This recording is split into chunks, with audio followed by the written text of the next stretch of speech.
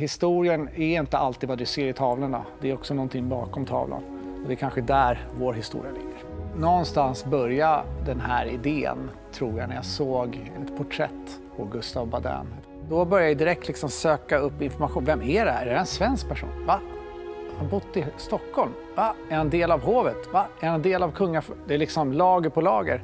Från ingenting, från en slav. Kommer till Sverige som en present till kungahuset där drottning Lovisa Ulrika bestämmer sig för att göra ett experiment med honom. Här låter man Badin bli testdockan och se vad händer. Och sen så helt plötsligt så bestämmer sig Lovisa Ulrika, nej men nu slutar vi med det här.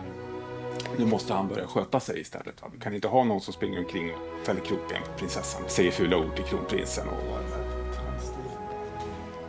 här är ju dagboken, eller anteckningsboken då. Här har vi brev från Badin, ett antal. Så småningom blev han döpt in i hovet som en del av familjen. Väldigt, väldigt intressant. Det vi vill gestalta på scenen, eller liksom det min tanke från början var med alla de här fantastiska kreatörerna, det är ju också att berätta historien från hur han kom till Sverige. Vi leker lite med psykologin ur hans synvinkel som Gustave Badin. Vem tror man att man är när man har liksom varit med på den här resan, färdas över alla haven, hamnar i kungaslottet, blir en del av, på den tiden, världens mäktigaste familjer. Det är framförallt en klassisk ballett, en klassisk storytelling. Gustavia är också ett triangeldrama skulle jag säga. Det handlar om Gustave Badin och hans bror Gustav III. Så det är ett drama mellan de här två bröderna, hur de växer upp tillsammans, där båda får en fascination och en kärlek till teatern och balletten. Badin uppträdde i Bollhuset med Gustav III som regissör. Sen öppnade ju Gustav III operahuset 1782. Då var ju Badin diplomat och reste runt. Så att det är i den här världen vi är. Precis när operahuset blir till. Och på Drottningholmsteatern. Sen är det också ett kärleksdrama där vi får se Gustave Badin bli förälskad i Sofia Albertina. Och de inleder ett hemligt förhållande. Det är en person och en tid som måste lyftas fram. Att inte prata om det vore för att ta ner vår kultur.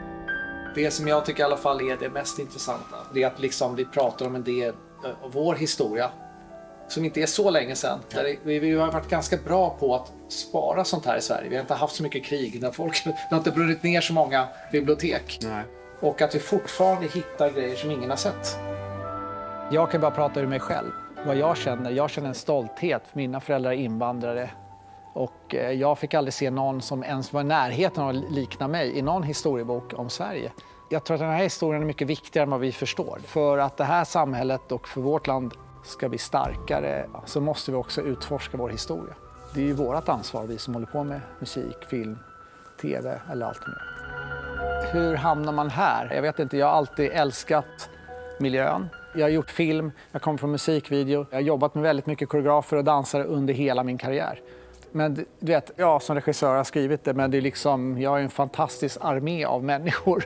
Fantastisk koreograf, Per Isberg, jag kan inte göra någonting utan honom. Balletten har alltid känts för mig som, det är den finaste formen, eller för mig, när det kommer till dans. Jag tycker det är väldigt häftigt. Hur man får uppleva det i ett rum. Live, musik, rörelse, tillsammans i en sal, i en fantastisk sal. Det är värt mycket mer än något annat. Så att få vara här är ju verkligen det grymmaste man kan göra, tycker jag.